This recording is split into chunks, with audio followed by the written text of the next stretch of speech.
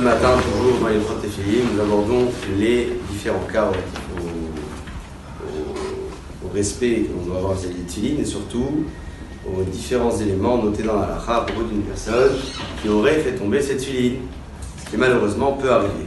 Avant d'aborder ce point, commençons par cette première halakha. Il est interdit de dormir avec les Tfilin.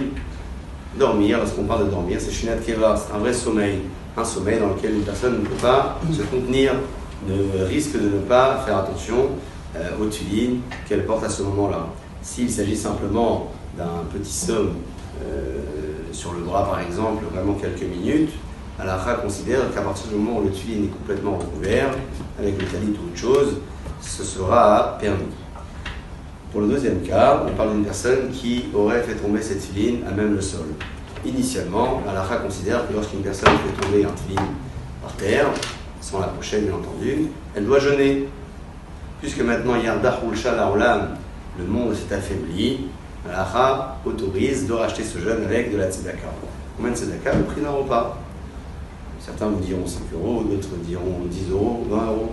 En tout cas, ce qui est sûr et certain, c'est que le Ta'anit ne sera pas Meïka Adin dans ce cas-là. Lorsque l'on voit les Tfilin d'une personne tomber, la même chose, on ne sera pas obligé de jeûner.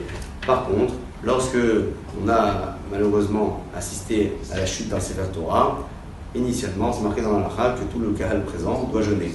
Là aussi, Chachamim font preuve de beaucoup d'indulgence, puisqu'il existe des personnes qui ont étudié la Torah dans la journée, d'autres qui sont salariés, qui risquent de moins bien travailler s'ils jeûnent.